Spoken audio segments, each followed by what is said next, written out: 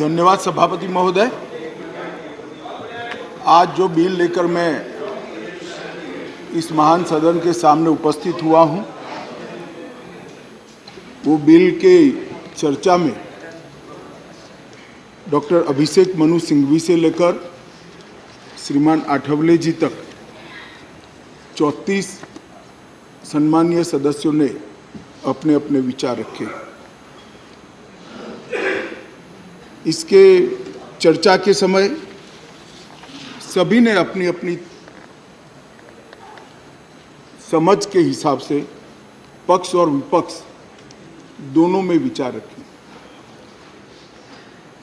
माननीय सभापति महोदय, मैं आपके माध्यम से पूरे सदन को आश्वस्त करना चाहता हूं कि बिल का उद्देश्य केवल और केवल दिल्ली में सुचारू रूप से भ्रष्टाचार विहीन और लोकाभिमुख शासन हो।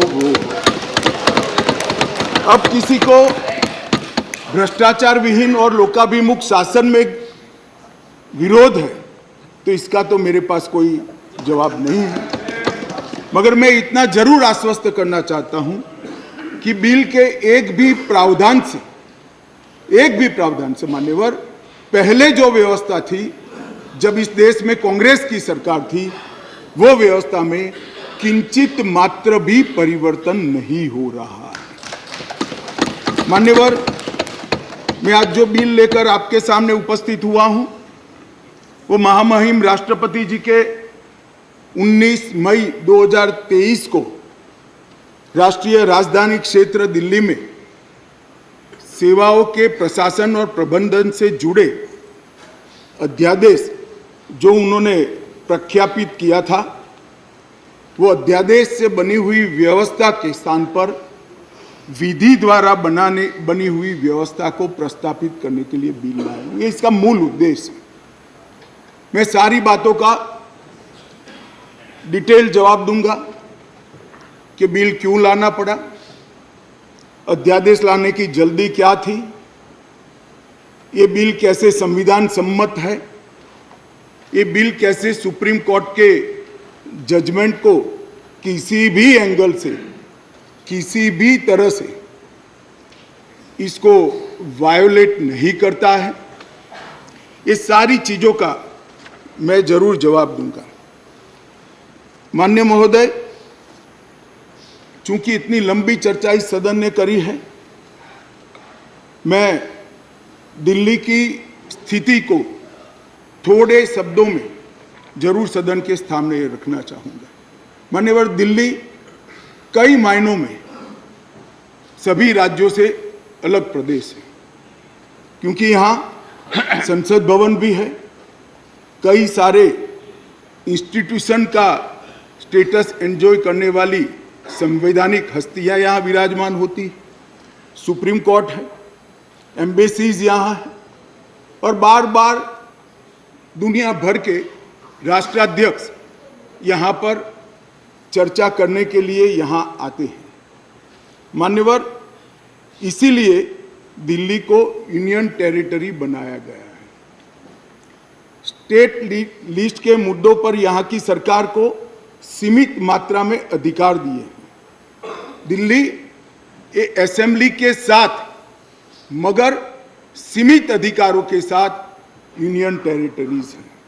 तो आगे पर जिसको भी दिल्ली में चुनाव लड़ना है, इसको दिल्ली के एक कैरेक्टर को समझना चाहिए। मान्यवर, मैं जब पंचायत का चुनाव लड़ता हूं और पार्लियामेंट के अधिकारों की मांग करता हूं, तो संवैधानिक रूप से पूरे नहीं हो सकते। हम जब चुनाव लड़ते हैं दिल्ली के एमएलए का या चीफ मिनिस्टर की दावेदारी करते हैं, तब हमको मालूम होना चाहिए कि यूनियन टेरिटरीज है। और सपना तो मुझे कोई भी आ सकता है, मगर चुनाव में जो लड़ता हूं इसके हिसाब से भी हो सकता, सपने पूरे हो सकते हैं। और अगर देश का प्रधानमंत्री बनना है तो संसद का चुनाव लड़ना पड़ता है, दिल्ली के एमएलए का चुनाव से नहीं लड़ना पड़ता है। माननीय अध्यक्ष महोदय, दिल्ली के शासन का इतिहास भी मैं जरा बताना चाहता हूं। स्वतंत्रता पूर्व भी दिल्ली कई सालों से किसी न किसी प्रकार से देश का सत्ता का केंद्र रहा, राजधानी रहा। नजदीक के भूतकाल में चले जाइए तो 1911 में दिल्ली तहसील और महरौली थाना, ये दोनों को अलग कर राजधानी बनाया गया। बाद में वर्ष 1919 और 1935 के अधिनियमों में उस वक्त की ब्रिटिश सरकार ने दिल्ली को चीफ कमिश्नर प्रोविंस माना। स्वतंत्रता के समय के जब संविधान बनने की प्रक्रिया हुई, उस वक्त दिल्ली के स्टेटस के बारे में पट्टाभी सीतारामैया और बाबा साहेब आम्बेडकर की एक कमेटी बनी और ड्राफ्टिंग कमेटी ने दिल्ली की स्थिति को लेकर विस्तृत विचार विमर्श किया। माननीय सभापति महोदय, पट्टाभी सीतारामैया समिति ने दिल्ली को लगभग राज्य स्तर का दर्जा देने की सिफारिश की थी। उसी कमेटी के चर्चा के वक्त पंडित नेहरू, सरदार पटेल, सी राजगोपालाचारी, डॉक्टर राजेंद्र प्रसाद और स्वयं डॉक्टर अंबेडकर जैसे नेताओं ने इसका अलग अलग तर्क देकर विरोध किया था। मान्यवर, 1949 में संविधान के अंतिम मसौदे के साथ संविधान सभा के अध्यक्ष को भेजी गई डॉक्टर अंबेडकर की रिपोर्ट का मैं पेरा पढ़ना चाहता हूं। जहां तक दिल्ली का सवाल है, हमें ऐसा लगता है कि भारत के राजधानी के रूप में शायद ही किसी स्थानीय प्रशासन के अधीन दिल्ली को रखा जा सकता है। संयुक्त राज्य अमेरिका में संसद राजधानी के संबंध में पूर्ण विधायी शक्ति का अधिकार रखती है। ऑस्ट्रेलिया में भी ऐसा है। आगे अंबेडकर की रिपोर्ट कहती है, किसी विशेष क्षेत्र के मामले में क्या किया जाना है, ये राष्ट्रपति अपने आदेश द्वारा निर्धारित करेंगे। निसंदेह वह अन्य मामलों की तरह इसमें भी जिम्मेदार मंत्रियों की सलाह पर काम करेंगे। यदि वह चाहे तो दिल्ली में एक उपराज्यपाल रख सकते हैं। वह आदेश द्वारा एक स्थानीय विधायिका भी बन सकता है और इसके संगठन एवं शक्तियों का प्रावधान संसद कर सकती है। मान्यवर, श्रीमान मनोज जी ने कहा कि मैं कोटेशन को पढ़ाता हूं। मनोज जी, अगर इसी प्रकार के कोटेशन का इंटरप्रिटेशन आप जेएनयू में पढ़ाते होगे तो विद्यार्थियों की बुरी गत होगी। कोटेशन का रेफरेंस, मान्यवर, कई मायनों में बदलता है, मगर भौगोलिक स्थिति और राजधानी का अस्तित्व ये तो आज भी वही है। ये जो रिपोर्ट है वो इसलिए दिल्ली को पूर्ण राज्य बनाने के साथ सहमत नहीं थी कि दिल्ली राजधानी क्षेत्र है। मनोज जी जरा समझा दे सदन को कि आज क्या दिल्ली राजधानी नहीं है? आज दिल्ली की राजधानी का महत्व समाप्त हो चुका है। कोटेशन कुछ ऐसे होते हैं मनोज जी, जो पृथ्वी के अंत तक सत्य सनातन होते हैं, बदलते नहीं। कुछ कोटेशन ऐसे भी होते हैं। मान्यवर, स्वतंत्रता के बाद पार्ट सी स्टेट एक्ट 1951 से दिल्ली को विधानसभा दी गई, किंतु विधानसभा की शक्तियां सीमित एवं संसद के कानून के तहत रखी गई। ये भी सोच समझ कर किया गया। वर्ष 1956 में राज्य पुनर्गठन आयोग की सिफारिशों के आधार पर दिल्ली में विधानसभा को भंग कर दिया गया और दिल्ली को संघ शासित प्रदेश बना दिया गया।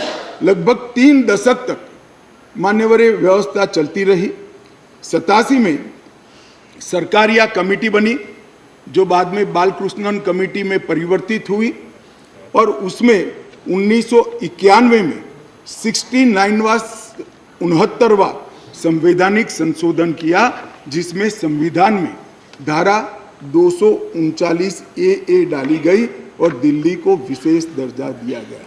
मैं इस बात पर पूरे सदन का ध्यान आकृष्ट करना चाहता हूं कि दिल्ली के रेफरेंस में संविधान का जब भी जिक्र करते हैं दिल्ली के शासन को मिले हुए अधिकारों के लिए, तब संविधान में धारा 239A को पढ़ना होगा, क्योंकि ये विशेष धारा है जो यूटी राजधानी क्षेत्र को व्याख्यायित करती है और उसकी शासन संबंधी सभी व्यवस्थाओं को इसमें वर्णित किया गया है। अब इसमें आप यहाँ पर ऐसा भाषण करेंगे कि आज दिल्ली की बारी है, कल उड़ीसा की है, आज दिल्ली की बारी है, कल आंध्र प्रदेश की है, आज दिल्ली की बारी है, कल फलाने राज्य की है। कोई संसद सदस्य ऐसी बातें सुन के अपना मत नहीं बदलेगा। राघव जी, आप जरा भी चिंता मत करिए। ऐसा नहीं है कि सिर्फ आप पढ़ सकते हैं, सभी लोग पढ़ सकते हैं, सभी लोग समझते हैं और सभी लोग चीज़ों को जानते भी हैं। सभी लोग जानते हैं कि इस प्रकार के बदलाव किसी राज्य में नहीं हो सकते, यूटी में ही हो सकते। मगर प्रॉब्लम इसमें राज्य और यूटी का नहीं है। हम है यूटी में, चुनाव यूटी के लड़े हैं और राज्य की पावर एंजॉय करनी है, इसका प्रॉब्लम है। मान्यवर, ये प्रॉब्लम का कोई जवाब भारत सरकार के पास नहीं है, दिल्ली की जनता के पास भी नहीं है, ये सदन के पास भी नहीं है। अपनी मानसिकता को ही बदलना पड़ेगा, सीमित करना पड़ेगा, संयत करना पड़ेगा, तब जाकर मान्यवर इसका रास्ता निकलेगा। मान्यवर, क्या हुआ बाद में? 91 से 2015 तक ऊपर नीचे कई बार एक दल की सरकार आई, कई बार विपक्ष की सरकार आई। मैं बहुत जिम्मेदारी के साथ यहां बताना चाहता हूं कि इस बिल से जो ट्रांसफर पोस्टिंग के सेवाओं के काम के लिए जो अधिकार का वर्णन किया गया है, ये सारे अधिकार प्रैक्टिस में यहीं पर वो ही चलते थे। 91 से लेकर 2015 तक मदन लाल खुराना जी मुख्यमंत्री रहे, फिर साहिब सिंह वर्मा बने, फिर थोड़े समय के लिए स्वर्गीय सुषमा स्वराज जी बनी, फिर थोड़े शीला दीक्षित जी बनी। मगर किसी से केंद्र सरकार से झगड़ा नहीं हुआ, किसी को नहीं हुआ, क्योंकि सब लोग विकास करना चाहते थे, सब पावर लेना नहीं चाहते थे। मान्यवर, उस वक्त कई बार कांग्रेस की सरकार थी और हमारी सरकार ऊपर रही, कई बार हमारी सरकार नीचे थी, ऊपर कांग्रेस की सरकार रही। ट्रांसफर पोस्टिंग के लिए कभी झगड़ा नहीं हुआ। उस वक्त यही व्यवस्था से निर्णय होते थे और किसी मुख्यमंत्री को कोई तकलीफ नहीं थी। मगर 2015 में एक आंदोलन के आधार पर बनी हुई सरकार है और फिर जो बताया कई सदस्यों ने कि केंद्र सरकार पावर हाथ में लेना चाहती है। भैया, केंद्र सरकार को पावर हाथ में लेने की जरूरत नहीं है। 130 करोड़ की जनता की कृपा से हमें पावर भारत की जनता ने ही दे दिया। ये अधिकार हमें भारत की जनता ने दिया और कई राज्यों में, पूर्ण राज्यों में भारतीय जनता पार्टी की पूर्ण बहुमत की सरकार चल रही है। कोई पावर लेने की जरूरत नहीं है। एक बिल हम लाए हैं पावर केंद्र में लाने के लिए नहीं, केंद्र ने दिए हुए पावर पर दिल्ली यूटी की सरकार अतिक्रमण करती है, इसको वैधानिक रूप से रोकने के लिए यह बिल लेकर हम आए। मान्यवर, शब्दों के श्रृंगार से असत्य को सत्य नहीं बनाया जा सकता। लंबे चौड़े ऑक्सफोर्ड की डिक्शनरी के सुंदर सुंदर अंग्रेजी शब्दों से बोलने से असत्य सत्य नहीं हो जाता है। मान्यवर, मैं सबको बताना चाहता हूं कि कोई भी इसका विरोध करे अगर सत्य है कि 91 से लेकर 2015 तक यही व्यवस्था चलती थी, इसमें हमने कोई फर्क नहीं किया है। मान्यवर, मैं इसलिए बात करना चाहता हूं कि नई व्यवस्था आई। कई सदस्यों ने कहा, मैं तो तब बोलना नहीं चाहता मगर कहा है इसलिए सिर्फ रिपीट करता हूं कि अराजकता फैलाने का काम दिल्ली में शुरू हो गया। मान्यवर, शासन व्यवस्था के एक फ्रेमवर्क में चलना पड़ता है। अगर मैं मंत्री हूं तो मेरे मंत्री के नाते अधिकार है तो दायित्व भी है। मैं किसी और के अधिकार का हनन नहीं कर सकता। मान्यवर, कई बार ऐसी व्यवस्था आई, मैं बाद में बात करूंगा। अभी चिदम्बरम जी खड़े हो गए थे, वो होम मिनिस्टर थे, तब क्या हुआ था और उन्होंने फाइल पर क्या लिखा है वो भी है मेरे पास, मैं बताऊंगा। मान्यवर, परंतु मैं इतना स्पष्टता से कहना चाहता हूं कि 91 से लेकर 2015 तक ये व्यवस्था जस की तस थी जिसको बदलने के लिए 2015 में एक परिपत्र किया गया दिल्ली सरकार द्वारा, जिसको नलीफाई करने के लिए भारत सरकार ने एक परिपत्र सेवाओं के बारे में इश्यू किया। उसको उच्च न्यायालय में चुनौती दी गई। उच्च न्यायालय में भारत सरकार के पक्ष में फैसला आया, फिर सर्वोच्च न्यायालय की खंडपीठ को वो रिफर कर दिया गया। 2018 में सर्वोच्च न्यायालय की खंडपीठ ने एक आदेश दिया जिसका सार है कि मंत्री परिषद की अधिकारों को सर्वोच्च न्यायालय ने प्रस्तावित किया। मान्यवर फिर वो डिवीजन बेंच के अंदर 2 जज की बेंच के अंदर गया, वहाँ सहमति नहीं बनी और फिर से खंडपीठ को रिफर कर दिया गया और 11 मई को सर्वोच्च न्यायालय की खंडपीठ ने सेवाओं के मामले में अपना निर्णय दिया। ये जो निर्णय है मान्यवर, इसमें सर्वोच्च न्यायालय ने ये विषय तय किया है भारतीय संघ को केवल 3 विषयों पर पॉलिसी और पुलिस, पब्लिक ऑर्डर और लैंड, ये 3 विषय पर ही कार्यकारी अधिकार प्राप्त है। सेवाओं का अधिकार दिल्ली सरकार के पास रहता है। परंतु उसी जजमेंट में ये कहा गया, हालांकि 239A को कोट कर कि संसद को दिल्ली राजधानी क्षेत्र के सभी विषयों पर और किसी भी क्षेत्र पर कानून बनाने का अधिकार है। मान्यवर, अब जो लॉयर होते हैं वो बातों को बहुत खूबसूरत तरीके से रखने में माहिर होते हैं। एक ही अधिवक्ता एक बार एक धारा को डिफेंड करता है तो वही अधिवक्ता दूसरी बार वही धारा का विरोध करता है। मगर हमको तो ऐसी महारत हासिल नहीं, हम तो सार्वजनिक जीवन के छोटे कार्यकर्ता है, तो जो सच होते हैं वो बोलते हैं। मैंने अभिषेक मनु सिंघवी जी को ध्यान से सुना।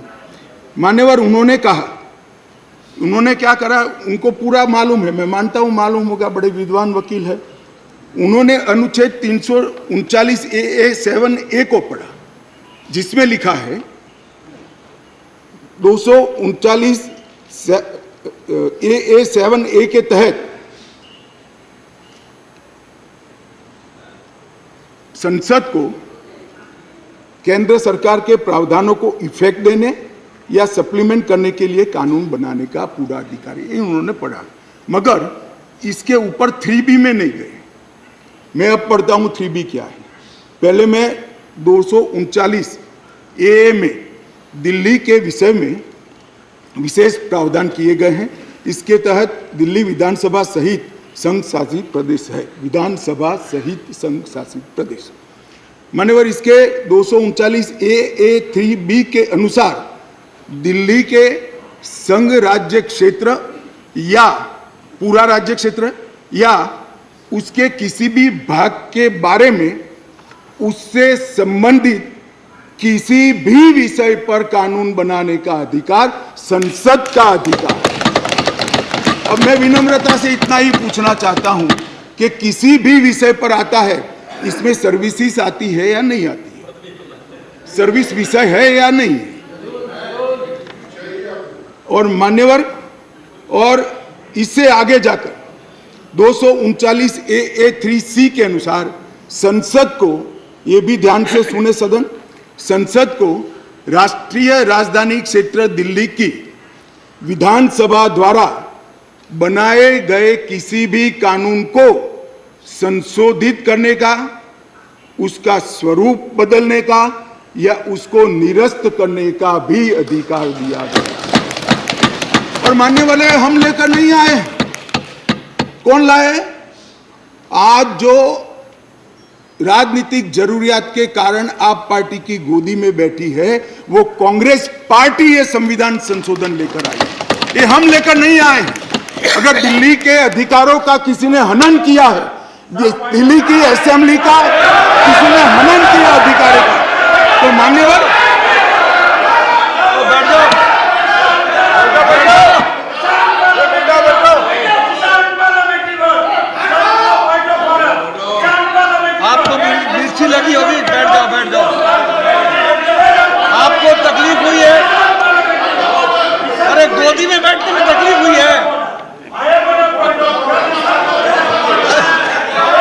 माननीय अध्यक्ष जी, इनको करने में तकलीफ नहीं और सुनने में क्यों तकलीफ होती है? करते हैं तो सुनना पड़ेगा। मैं फिर से रिपीट करना चाहता हूं, केवल और केवल राजनीतिक स्वार्थ के कारण आप पार्टी का अपीचमेंट करने के लिए ये अपने ही लाए हुए कानून का ये विरोध कर रहे हैं।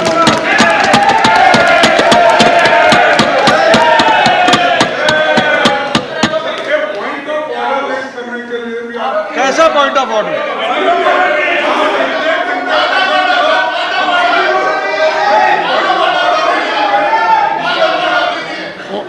ऑनरेबल मिनिस्टर, माननीय अध्यक्ष ji, honourable minister, would you please raise your point of order? Point of order पे रहूंगा। Our rule says unparliamentary word cannot be used in this house. We have the book of list और उसी list के हिसाब से किसी party किसी के साथ जाने पे उसकी गोदी में बैठी है, ये वर्ड अनपार्लियामेंट्री है। कल हम भी बोलेंगे। आप डेकोरम की बात करते हो, डेकोरम की बात करते हो, तो किसी गोदी में बैठे हैं, हम भी बीजेपी के लिए बोलेंगे कि कौन सी गोदी है, किसकी गोदी में बैठे हैं। तो डेकोरम आप कहते हो, तो डेकोरम मेंटेन हम भी करना चाहते हैं। और speaker sir, you are not to make a speech. I have heard your point of order. I reject the point of order. Take your seat. Sir,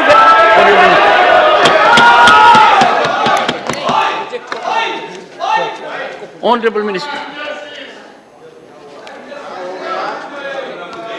माननीय अध्यक्ष जी,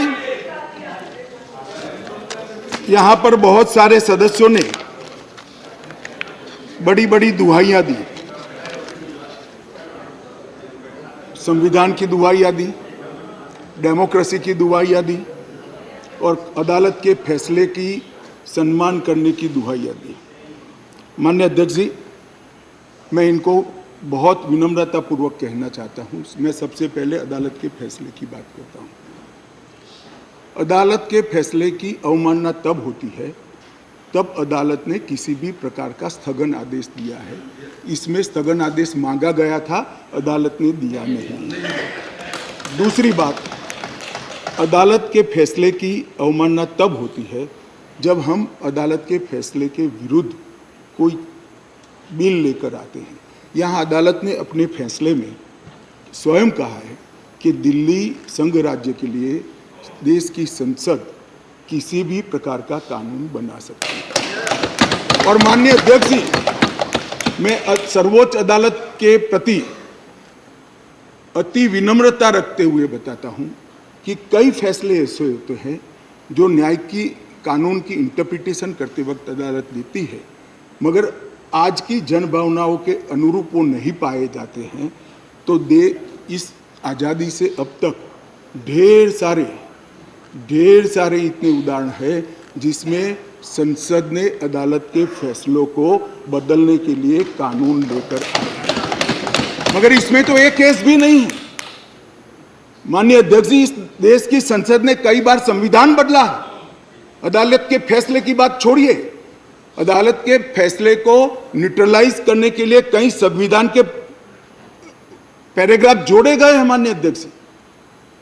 और ये संसदीय परंपरा है जिसको अदालतों ने भी स्वीकार किया है। और पहला संविधान संशोधन तो तब हुआ जब पार्लियामेंट भी नहीं बनी थी मान्यवर। कॉन्स्टिट्यूएंट असेंबली ने पहला संविधान संशोधन पारित किया था, तब से संविधान बदलने की प्रक्रिया चली है। और मैं आपको बताता हूं भाई, हम संविधान में बदलाव इमरजेंसी डालने के लिए नहीं लाए हैं। हम संविधान में बदलाव उस वक्त की तत्कालीन राष्ट्रपति की सदस्यता जो चली गई थी, इसको पुनर्जीवित करने के लिए नहीं लाए हैं। और इमरजेंसी डालकर लाखों डेमोक्रेटिक कार्यकर्ताओं को जेल में अरे खड़गे जी सुनिए, मैं धैर्यपूर्वक सुना हूं। कांग्रेस को लोकतंत्र पर बोलने का कोई अधिकार नहीं है। आप क्या बात करते हो लोकतंत्र की?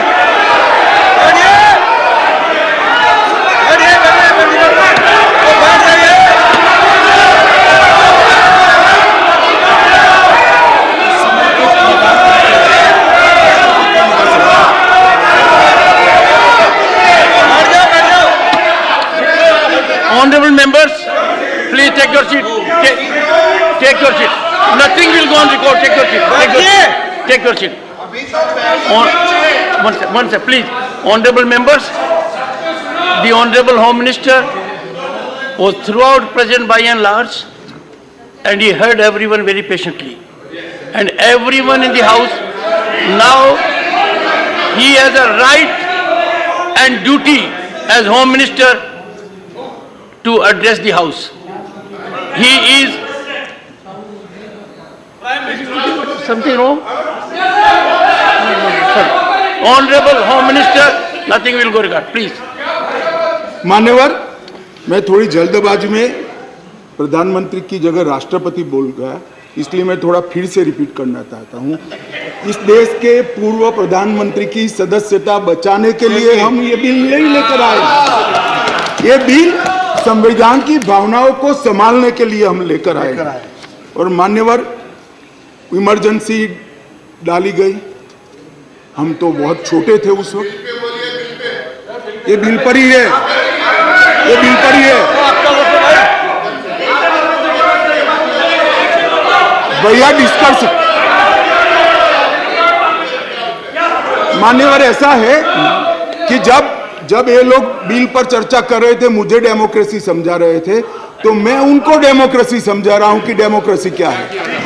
इमरजेंसी के अंदर मान्यवर 3 लाख से ज्यादा राजनीतिक दलों के बड़े बड़े नेताओं को जेल में डाल दिए गए, जेल में डाल दिए। माननीय अध्यक्ष जी, सारे अखबारों पर सेंसरशिप डाल दी गई। माननीय अध्यक्ष जी, इंडियन एक्सप्रेस ने अपने संपादकीय को खाली रखना पड़ा। माननीय अध्यक्ष जी, ये लोग डेमोक्रेसी की बात कर रहे हैं, ये लोग डेमोक्रेसी की बात कर रहे हैं। माननीय अध्यक्ष जी, और जब माननीय अध्यक्ष जी इन्होंने पूछा कि भाई अध्यादेश अब लाए थे, तो एक बहुत सुंदर क्रोनोलॉजी देश के मतदाताओं को गुमराह करने के लिए। माननीय अध्यक्ष जी, इसका जवाब मुझे देना ही पड़ेगा, फिर से उनकी भावनाएं उद्वेलित होगी अगर मुझे देना पड़ेगा। माननीय अध्यक्ष जी, उन्होंने कहा 11 मई को फैसला है और 17 मई को ऑर्डिनेंस लाया गया और 19 मई को एससी को सुप्रीम कोर्ट को छुट्टी पर जाना था, तब ऑर्डिनेंस को घोषित किया गया। माननीय अध्यक्ष जी, मैं इसका तो पूरा क्यों करना पड़ा, इसका मुझे जस्टिफिकेशन देना चाहिए, क्योंकि विरोध भी 2 दर्ज हुए इसी विषय पर। परंतु मैं उनको ये कहना चाहता हूं, और एक मुद्दे कौन खड़े कर रहे हैं जिनका पूरा जीवन सुप्रीम कोर्ट में वकीलात करते करते गया। उनको ये भी मालूम नहीं है कि वैकेशन बेंच होती है, वैकेशन बेंच होती है, और वैकेशन के अंदर भी अगर उचित लगे तो मुख्य न्यायाधीश महोदय खंडपीठ भी बना सकते हैं, संवैधानिक खंडपीठ भी बना सकते हैं और स्थगन आदेश दे सकते हैं। वैकेशन के बाद क्या हुआ, ऑर्डिनेंस आ गया, वैकेशन के बाद चैलेंज किया, चैलेंज कर स्थगन आदेश मांगा, सुप्रीम कोर्ट ने नहीं दिया, आज भी नहीं है। मैं तो बिल लेकर आया हूं। अब ये क्रोनोलॉजी का क्या मतलब है बताइए। मगर यहां चर्चा कर एक भ्रांति खड़ी करना कि हमारे अधिकारों को लेने के लिए लालायित थे। भैया, अधिकारों को लेने के लिए लालायित नहीं थे, हम दिल्ली की जनता के अधिकारों की रक्षा के लिए लाए। इसलिए मान्यवर, ये जल्दी करनी पड़ती। मान्यवर, मैं आगे बताता हूं कि जल्दी क्यों करनी पड़ी। मान्यवर, अब मेरे पास भी एक क्रोनोलॉजी है, जरा उसको धैर्य से सुनना चाहिए। मान्यवर, 11/5/23 को ये अध्यादेश आया और ये फैसला आया। फैसला लगभग 3-4 बजे के आसपास घोषित हुआ। उसके बाद में 5:30 बजे फैसला क्या था मान्यवर? फैसला तो ये था कि संवैधानिक खंडपीठ ने एक फाइंडिंग दिया है, ये रेगुलर बेंच के सामने जाएगा, रेगुलर बेंच हियरिंग करेगी और बाद में इस पर आदेश पारित करेगी, तब जाकर ये फैसला लागू होगा। फैसला तो अभी लागू भी नहीं हुआ है। मगर जल्दबाजी किसको कहते हैं मैं बताता हूं श्रीमान राघव चड्ढा जी। जल्दबाजी इसको कहते हैं कि अभी आदेश तो पारित भी नहीं हुआ था, एक नीति विषयक फैसला लिया जो 2 जजों की खंडपीठ ने सुनकर उस पर आदेश पारित किया जाना था, इसके बाद इंप्लीमेंटेशन होना था। 11/5 को शाम को 5:30 बजे एक नोट सर्कुलेट कर दिया गया कि आज 5:30 बजे तक पात्र अधिकारियों की सूची के साथ जो इस पद पर तैनात हो सके, सचिव सेवाओं के मतलब सेक्रेटरी सर्विस के लिए एक नोट प्रस्तुत किया गया। ट्रांसफर करना भी चालू कर दिया। बोले अभी तो खंडपीठ 2 जजों की खंडपीठ का जजमेंट भी नहीं आया और ट्रांसफर करना चालू किया। सोशल मीडिया में घोषणा कर दी, अभी तो एप्लीकेशन मंगाई, नोट मंगाया है, सोशल मीडिया पर कह दिया श्री आशिक माधवराव मोरे को बदल दिया गया। कैसे बदलोगे भाई, कैसे बदलोगे मान्यवर? और इसके आगे मैं जाना चाहता हूं। इसके बाद सतर्कता विभाग विजिलेंस के मिनिस्टर ने सभी सहायक निर्देशकों को आदेश दे दिया कि विशेष सचिव सतर्कता को रिपोर्ट न करिए, उनको डायरेक्ट रिपोर्ट करिए। अब जो एडमिनिस्ट्रेशन मुझे समझाते थे, मैं उनको समझाना चाहता हूं, डायरेक्ट जॉइंट डायरेक्टर लेवल का ऑफिसर सीधा मंत्री को रिपोर्ट करे, ऐसा कैसे हो सकता है भाई? कैसे हो सकता है? ये एडमिनिस्ट्रेशन है क्या? किसके साथ में खड़े रहे हो? जवाब देना पड़ा दिल्ली की जनता को भाई। मान्यवर, इसके बाद सतर्कता विभाग के मंत्री जी ने आदेश दे दिया 13 तारीख को कि मैन्युअल के पैरा 2.22 के उल्लंघन किया, जिसमें विजिलेंस सेटअप के कार्यबल सीवीओ के परामर्श से संगठन के प्रमुख संगठन में प्रभावी सतर्कता प्रबंधन के लिए कार्यबल तैनात करने के निर्देश बनाने के लिए सूचना कर दी। अब मुझे ये समझ नहीं आता है, अभी तो संवैधानिक खंडपीठ ने खंडपीठ को आदेश भेजा है, इंटरप्रिटेशन भेजा है, इस पर खंडपीठ ने 2 जजों की खंडपीठ ने सुनवाई करनी है और फिर जजमेंट देना है। यहाँ पूरा इम्प्लीमेंटेशन कर दिया। मगर विश्व में कोई भी विज्ञान का नियम है, कोई भी चीज अकारण नहीं होती। ये विजिलेंस विभाग को ही क्यों टारगेट बनाया गया? ट्रांसपोर्ट को नहीं बनाया गया, सफाई को नहीं बनाया गया, जल बोर्ड को नहीं बनाया गया, जल विभाग को नहीं बनाया गया, मान्यवर रोड एंड बिल्डिंग को नहीं बनाया गया, सोशल वेलफेयर को नहीं बनाया। ये सारे शासन के साथ जुड़े हुए भी नहीं है क्या? एक किसी में जल्दी नहीं हुई, सिर्फ विजिलेंस में हुई। अब मैं इस कारण बताना चाहता हूं कि सदन में विजिलेंस में क्यों जल्दी हुई। मान्यवर, इसके अंदर आबकारी घोटाले की, शराब घोटाले की फाइल विजिलेंस में पड़ी थी। इसलिए मान्यवर आधी रात को विजिलेंस डिपार्टमेंट खोलकर फाइलों की हेराफेरी करने की फरियाद दिल्ली पुलिस को मिली है।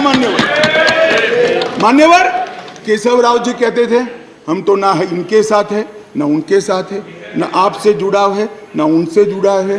बीआरएस वालों का भी इस शराब घोटाले के साथ आप पार्टी के साथ जुड़ाव है, इसीलिए आप वहां बैठे हो। मान्यवर, एक फाइल थी आबकारी घोटाले वाली, दूसरी फाइल थी एक यहां पर शीश महल बना है मान्यवर, बहुत बड़ा शीश महल। हमने When we speak, you stop us. Sheesh Mahal is allowed to नहीं, एक मिनट मान्यवर, शीश महल में असंसदीय क्या है? अभी मैं आगे तो बोला ही नहीं। What is your objection? What is the problem? For sake of objection, you are raising objection. क्या है? पागल हो गया है। No, you just want to hold the floor. 258. Sorry, please. 258. Sorry. Let us not make issue of non-issues. 258. Take your seat. 258. Take your seat. 250. Sit down. You want Take me your to seat. Okay, I'll sit. Take your seat. Take your seat, please. Take your seat. 258. Take your seat. Honorable Minister.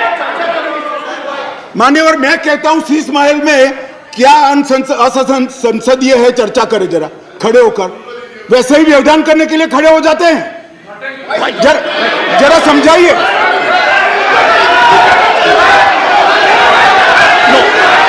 मान्यवर मेरा निवेदन है, मान्यवर मेरा निवेदन है, असंसदीय क्या है इसमें इसकी चर्चा की जाए। मेरा निवेदन है। Take your seat, please. Take your seat. Take your seat. Take your seat. Sheesh Mahal पे चर्चा हो जाए। Take your seat. Take your seat. Take your. You. Mr. Derek O'Brien. Mr. Derek O'Brien. You deliberately got up only to create disturbance, only to create disruption. This will not be accepted. Please. Sir, leader would like to speak, sir. Sir. Take. Sir, Take. leader of the house. Please. Sir, leader of the house. No. Honorable Minister. Sir ये One आपने second. पिछली बार भी इस विषय के ऊपर बड़ी गंभीरता बताई थी कि ये जो थिएट्रिक्स करने का सिलसिला इस सदन में जो माननीय सदस्य करते हैं, अगर इनको हिम्मत है, अगर इनका इरादा शीश महल के ऊपर चर्चा करने का है, तो हम अभी के अभी शीश महल के ऊपर चर्चा के लिए तैयार है। हो जाए शीश महल के ऊपर पूरी चर्चा। जो ये शीश महल को ऑब्जेक्ट कर रहे हैं, Take your seat. Take your seat. Take your seat. Take your seat. Please. Take your seat. Oh, one second. Sorry, sir. 1 second. Sorry. Please. Honorable members, I was hearing the Honorable Home Minister with total focus. And there was nothing in the discourse of the Honorable Home Minister which could have invited the kind of disruption in which Mr. Derek O'Brien. I urge the House, I urge the Honorable members, we have been decorous during the whole day. Don't act on a plan. Let us believe in decorum. Honorable Home Minister. Honorable Home Minister. Honorable Home Minister. माननीय अध्यक्ष जी, यही Honorable जिसको Home Minister. निशाना बनाया गया, वही vigilance की office में मुख्यमंत्री के नए बंगले पर खर्च हुए अवैध खर्चे के लिए और आवंटित की गई राशि से 6 गुना ज्यादा खर्चे के लिए जांच की फाइल भी उसी के अंदर थी। माननीय अध्यक्ष जी, माननीय सुप्रीम कोर्ट ने एक ऑर्डर दिया था कि अपनी पार्टी के, सरकार के नहीं, अपनी पार्टी के प्रचार के लिए दिल्ली सरकार का जो खर्च हुआ है, वो खर्च दिल्ली सरकार से नहीं, आप पार्टी से वसूल कर दिल्ली सरकार के खजाने में डाला जाए 90 करोड़ रुपए। इसकी जांच भी यही विजिलेंस डिपार्टमेंट ने की। मान्यवर, इन्होंने दिल्ली सरकार के पास लॉ एंड ऑर्डर नहीं है, इसका मतलब पुलिस नहीं है, इसलिए वहां इंटेलिजेंस डिपार्टमेंट नहीं हो सकता है, मगर उन्होंने एक फीडबैक यूनिट बनाया और फीडबैक यूनिट से राजनीतिक जानकारियां इकट्ठा करना शुरू करी। मान्यवर, इसके खिलाफ भी एक जांच चली और ये जांच की फाइल भी विजिलेंस डिपार्टमेंट ने दी। मान्यवर, BSES और BYPL ये 2 वीज वितरण कंपनियां हैं जिनका 21,000 करोड़ रुपया दिल्ली सरकार को बकाया है, देना है, फिर भी 2,000 करोड़ का उनको पेमेंट कर दिया गया। इसकी भी जांच चल रही है, वो जांच की फाइल भी इसी विजिलेंस डिपार्टमेंट में थी। मान्यवर, और ये आधी रात को जो कागज इधर उधर कोड़ने का प्रयास किया गया, वो ही इमरजेंसी थी। चिदम्बरम साहब को शायद मालूम नहीं था, इसलिए पूछते थे कि क्या इमरजेंसी थी, तो भाई ये इमरजेंसी थी, इमरजेंसी ये थी। और मान्यवर, अगर ये न करते तो सारे घोटालों की फाइलों को गुम करने का एक नया घोटाला रजिस्टर करना, और इसलिए इमीडिएटली ऑर्डिनेंस लाना पड़ा जो संविधान सम्मत है। संविधान में ऑर्डिनेंस की व्याख्या और अधिकार ऐसे स्थितियों के लिए ही दिए गए हैं और सबको मालूम है जब ऑर्डिनेंस लेकर आते हो तो 6 माह के अंदर या सबसे पहले सदन के अंदर, जो सदन जब मिलेगा तब सदन के सामने रखना पड़ता है। तो आज मैं लेकर आया हूं। अब इसमें गैर संवैधानिक क्या है भाई, बताओ तो। इतनी सारी 5 घंटे से चिल्लाट करते हैं, इसमें गैर संवैधानिक क्या है? क्या प्रीपेड? क्या कर रहे हैं? और क्या कर रहे हैं? नहीं तो कर रहे हैं। नहीं, एक सेकंड। मान्यवर खड़गे साहब की बात सही है। चिल्लाना शब्द निकाल दीजिए। बार बार रिपीटेशन के साथ इसको आप दोहरा रहे हो, इसलिए मैं बता रहा हूं बस। खड़गे साहब की बात सही है सर। मान्यवर, अब ये विधानसभा के अधिकारों की बात करते हैं। हम सब ये सम्मानीय सदन के सदस्य हैं। सदन जब राष्ट्रपति महोदया आहूत करती है, बाद में इसका सत्रावसान होता है। ये संविधान की एक बनाई हुई सदन को चलाने की कार्यरीति है। इस पूरे देश में एक ही असेंबली है जिसका सत्रावसान ही नहीं हुआ ना, सत्रावसान होता ही नहीं। स्पीकर साहब सदन को मुलतवी करते और फिर जब बुलाना है, राजनीतिक भाषण करना है, तब सदन को बुलाकर 3 घंटे चलाकर फिर से बंद कर देते। दिल्ली असेंबली ऐसी है जिसका आज तक सत्रावसान ही नहीं हुआ है। मान्यवर, आप मुझे बताइए ऐसे चल सकता है? माननीय अध्यक्ष जी, विधानसभा के rules of procedure and conduct of business 1997 के नियम 70 में विधानसभा अध्यक्ष को सदन को स्थगित करने का अधिकार दिया है। ये अधिकार इस तरह से देश के किसी भी असेंबली के स्पीकर ने नहीं उपयोग किया है। मैं इस पर कोई टिप्पणी करना नहीं चाहता। अगर उचित है तो कांग्रेस पार्टी ने जरूर इसका समर्थन करना चाहिए कि भाई विधानसभा को या संसदों को स्थगन कर ही चलाना, कभी सत्रावसान नहीं करना, वो सेशन में ही रहेंगे। अब सेशन में ही रहेंगे तो कानून कैसे बनाओगे? आप कैबिनेट बुला ही नहीं सकते हो। इसलिए क्या स्थिति है समझिए साहब। 2020 में सत्र की संख्या कितनी हुई दिल्ली के? 1 बजट सत्र। 2021 में कितनी? 1 बजट सत्र। 2022 में कितनी बार सदन बुलाया गया? 1 बार बजट सत्र। 2023 में कितनी बार सदन बुलाया गया? 1 बार बजट सत्र। उसके अलावा असेंबली की जरूरत ही नहीं है।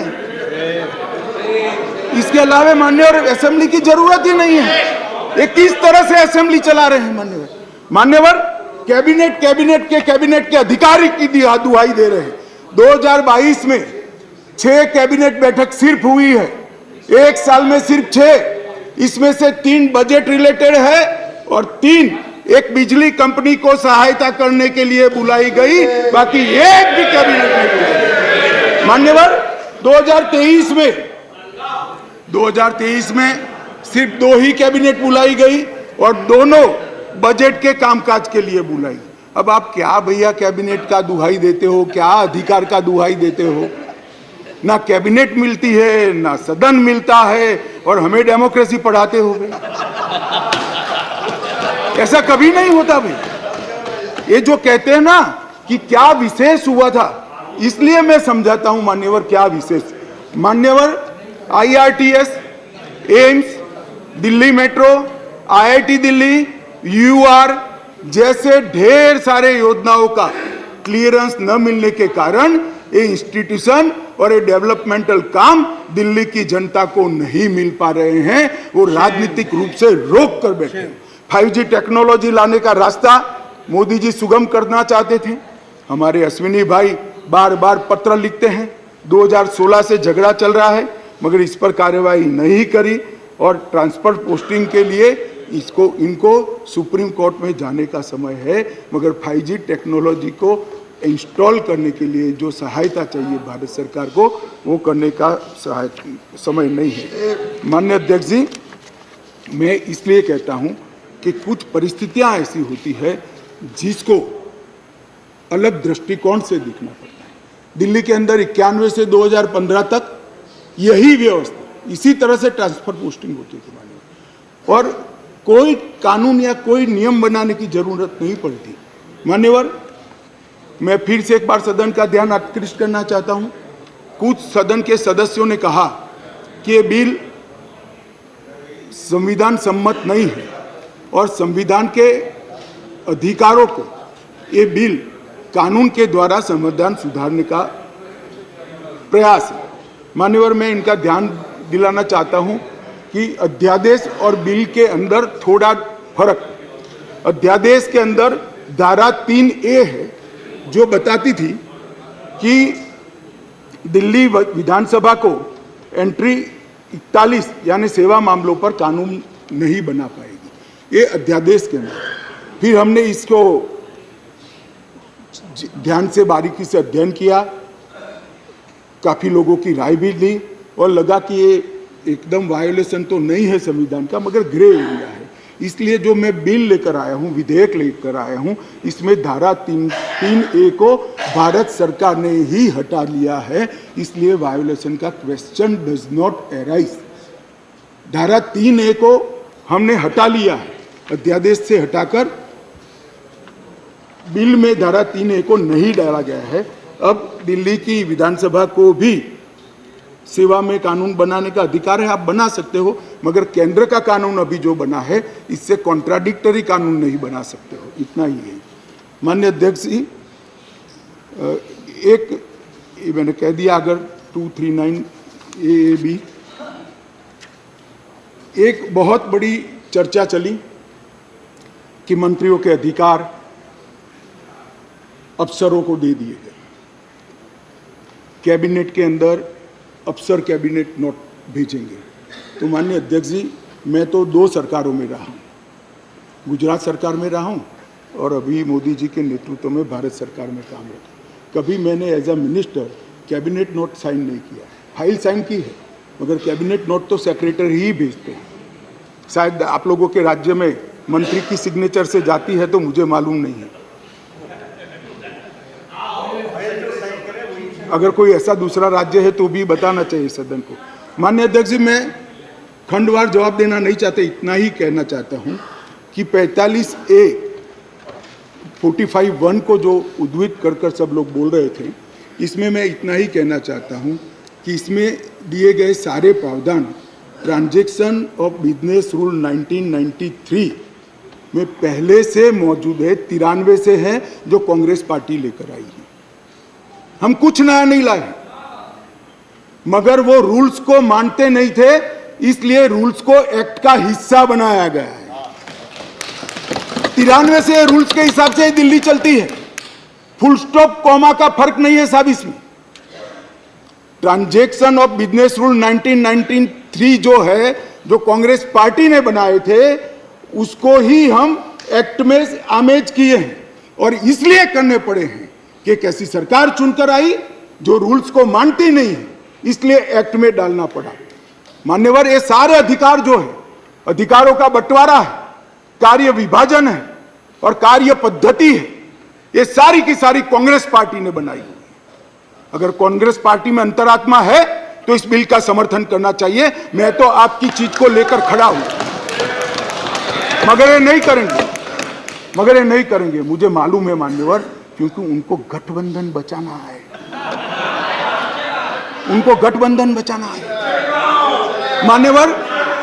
मान्यवर, मैं आपको बताना चाहता हूं, ये आप पार्टी का जन्म ही कांग्रेस का विरोध कर हुआ।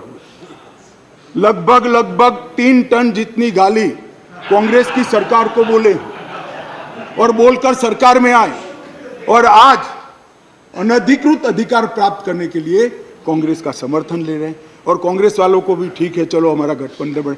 भाई, मैं बताना चाहता हूं खड़गे साहब, जैसे ही आज शाम को ये बिल खत्म हुआ, पारित हुआ, केजरीवाल जी पलट जाएंगे, ठेंगा दिखाएंगे और कुछ नहीं होने वाला। कि उनका लक्ष्य हम नहीं है, कांग्रेस पार्टी है। जरा इनका चुनावी इतिहास देखिए, उनका लक्ष्य साफ हो, वो आपको नहीं छोड़ेंगे।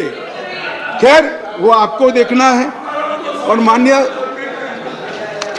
माननीय अध्यक्ष जी, ये सारे लोग सिद्धांतों की मुझे दुहाई दे रहे थे। मैं पूछना चाहता हूं, तृणमूल कांग्रेस और कम्युनिस्ट पार्टी आज एक मंच पर है, किस सिद्धांत के तहत है? जरा बताइए तो मुझे, किस सिद्धांत के तहत है? पूरा जीवन एक तृणमूल कांग्रेस पार्टी का जन्म ही कम्युनिस्टों का विरोध करते हुए हुआ है। कांग्रेस पार्टी से वो इसलिए अलग हुए, कांग्रेस पार्टी से इसलिए अलग हुए कि नरसिम्हा राव जी ने कम्युनिस्ट पार्टी से हाथ मिला लिए और आज सत्ता प्राप्त करने के लिए वो इनके साथ बैठे। एक कांग्रेस पार्टी और कम्युनिस्ट पार्टी केरल में तो यूडीएफ एलडीएफ कर एक दूसरे की जान लेने पर आमादा है और वहां इलू इलू कर रहे हैं। माननीय अध्यक्ष जी, ये जनता दल, ये जेडीएस, माननीय अध्यक्ष जी, जेडीएस, ये नीतीश कुमार जी है। जेडीयू ये नीतीश कुमार जी है, जिनकी राजनीति चारा घोटाले का विरोध कर हुई। इनके राष्ट्रीय अध्यक्ष लल्लन सिंह जी कहते थे, मैं पान का बनवारी बन जाऊंगा मगर कांग्रेस पार्टी के साथ नहीं जाऊंगा, लालू के साथ नहीं जाऊंगा। मान्यवर, ये साथ में आ गए। साथ में क्यों आए?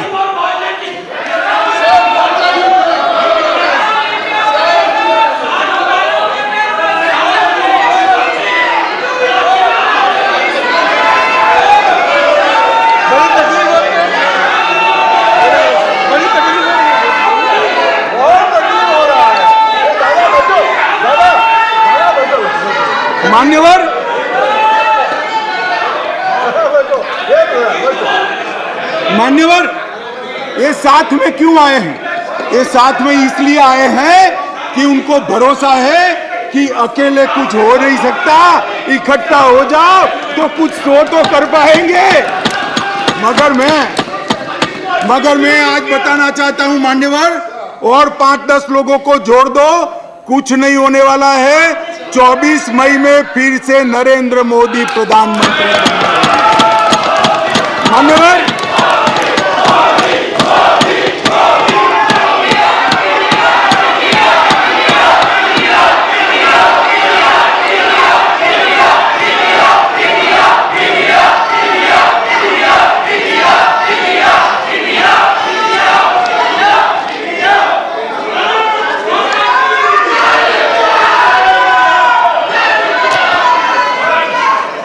मान्यवर श्री संजय राउत ने कहा, मान्यवर श्री संजय राउत ने कहा,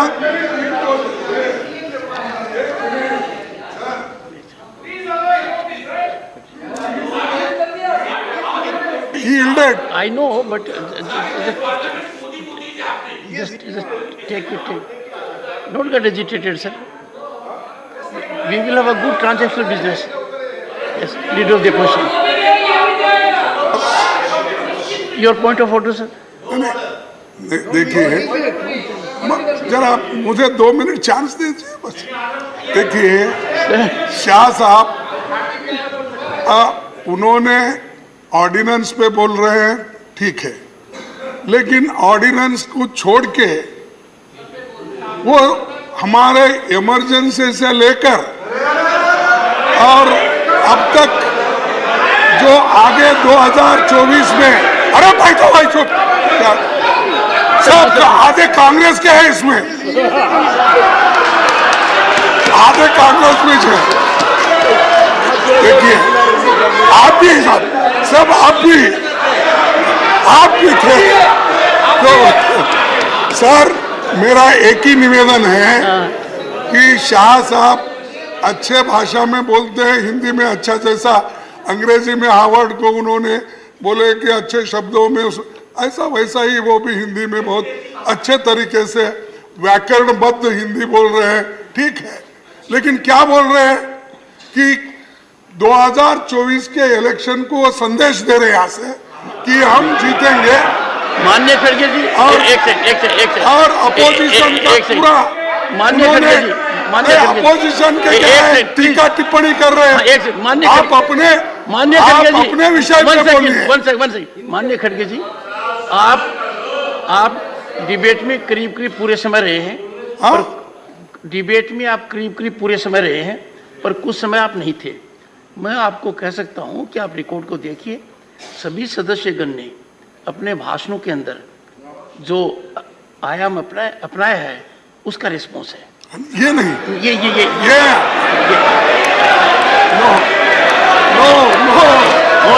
honourable home minister, honourable home minister, honourable home minister, honourable home minister. खड़गे साहब, मैं ध्यान रखता हूं,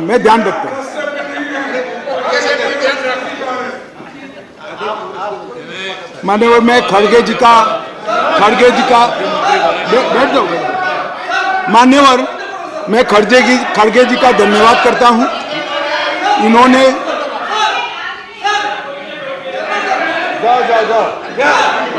मान्यवर, मैं खड़गे जी का धन्यवाद करना चाहता हूं कि इन्होंने मुझे सदन की उच्च परंपराओं का ध्यान दिलाया। मैंने सदन की परंपराओं का ध्यान रखते हुए सटल वे में मेरी बात कही थी, परंतु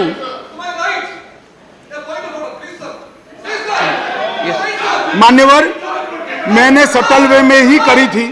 मैसेज आधा अधूरा गया था, खड़गे जी ने पूरा मैसेज डाल दिया, इसलिए मैं उनका धन्यवाद करना चाहता हूं। मान्यवर, संजय राउत जी ने कहा कि मोदी जी विदेश जाते हैं तो उनका सम्मान होता है, कोई उनका ऑटोग्राफ मांगता है, कोई उनको झुककर नमन करता है, कोई उनसे अपॉइंटमेंट मांगता है, कोई मोदी जब बॉस कहता है, वो सम्मान मोदी जी का नहीं है, देश का सम्मान।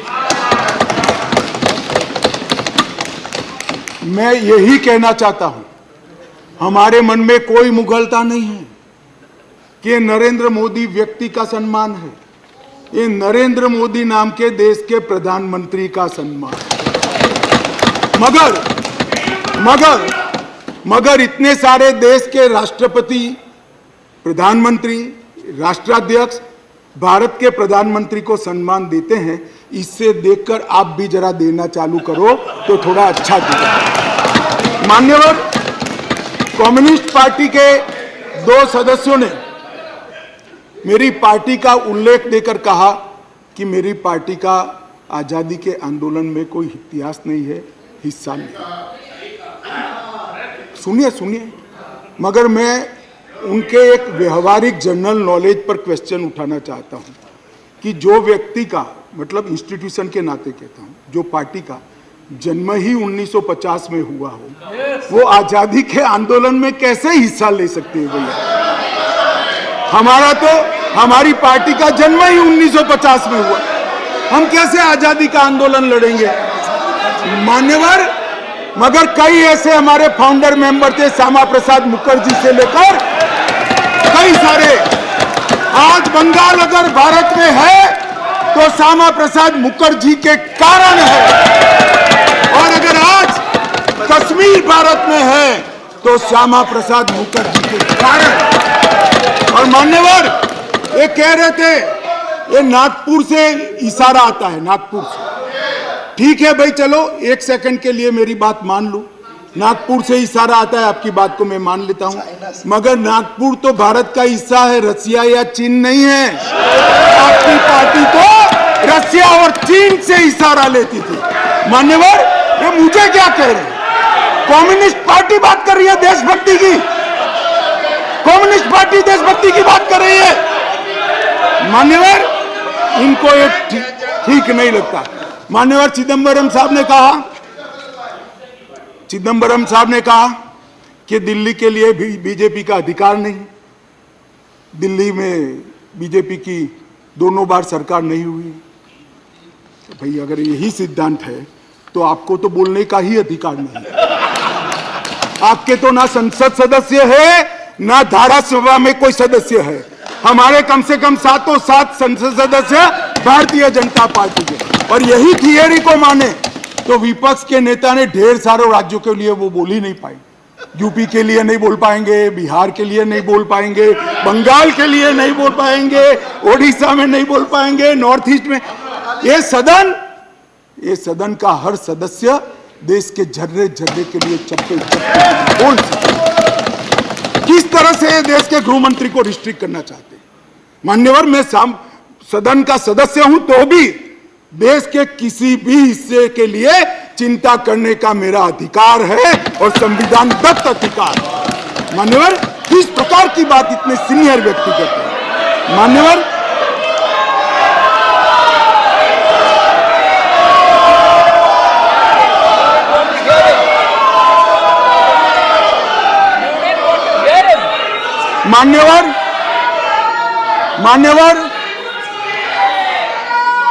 मान्यवर, मणिपुर के लिए भी मैंने सदन से पहले ही आपको पत्र लिखा है कि मणिपुर के लिए चर्चा के लिए मैं तैयार हूं। आज भी कहता हूं, अभी 11 तारीख बाकी है। हमें कुछ छिपाना नहीं है, छुपाना आपको है जो चर्चा होने नहीं देते हो। आपको छुपाना है। और मैं कहता हूं मान्यवर, 11 तारीख को चर्चा खड़गे जी कह दे, मैं कहता हूं इसी तरह से सुन नहीं पाएंगे मान्यवर, नहीं सुन पाएंगे। और इसीलिए मणिपुर पर चर्चा करने के लिए तैयार। मान्यवर,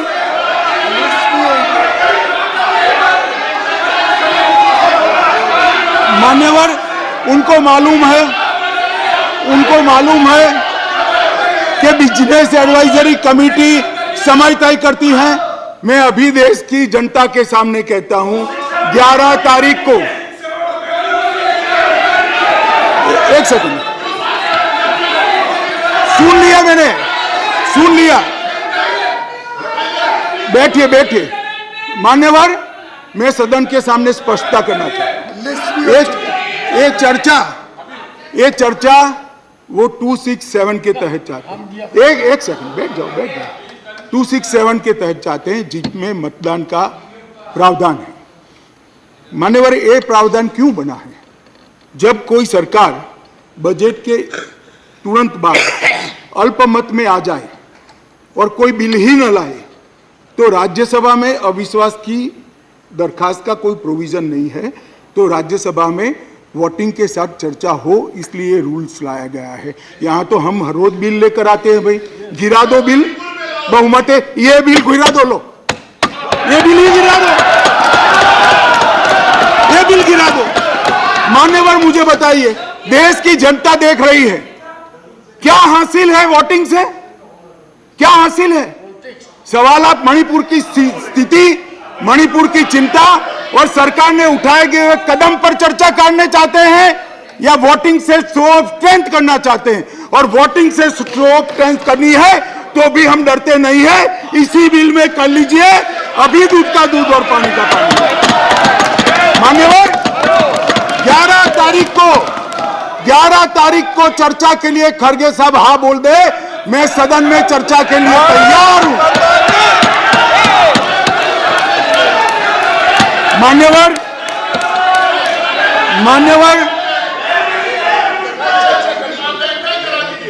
ऐसा है जयराम जी, आपको भी मालूम है अभी नहीं हो सकती। कल अविश्वास का प्रस्ताव है, आपको मालूम है। मान्यवर, देश की जनता सुन ले, 8, 9 और 10 अविश्वास का प्रस्ताव है, इसलिए मुझे कह रही है कि आज 8, 9, 10 में चर्चा करिए। कांग्रेस पार्टी ही लाई है, और मैंने सदन के पहले दिन से आपको पत्र लिखा है मान्यवर, कि सदन में कितनी भी लंबी चर्चा के लिए मैं तैयार हूं, मैं हर बात का जवाब दूंगा, और ये मेरा संवैधानिक दायित्व है। मगर जब लोकसभा में अविश्वास प्रस्ताव पर चर्चा होती हो, तब ये चाहते हैं मैं यहां बैठूं। मान्यवर, इनको अविश्वास प्रस्ताव वही लेकर आए हैं, मगर इसकी संवैधानिक महत्व का मालूम नहीं है। अविश्वास का प्रस्ताव होता है, मैं वो सदन का सदस्य हूं, मुझे वहां रहना पड़ता है मान्यवर, और 11 तारीख में क्या बुराई है? क्या बुराई है 11 तारीख में? क्या बुराई है? मान्यवर, चर्चा से भाग रहे हैं, ये चर्चा नहीं चाहते हैं मान्यवर, होने नहीं देते हैं। इसलिए मैं कहता हूं मान्यवर कि चर्चा करनी नहीं है, और चर्चा करे तब बोलकर भाग जाना है। आज अच्छा है, कम से कम एकता दिखाने के लिए वोटिंग करने के लिए बैठे हैं। चलो वो बहाने से भी बैठकर संविधान के नियमों के हिसाब से, संसद के नियमों के हिसाब से चर्चा करी, इसके लिए धन्यवाद। मेरा पूरा सदन से मान्यवर निवेदन है कि जो मैं विधेयक लेकर आया हूं इसको पारित किया।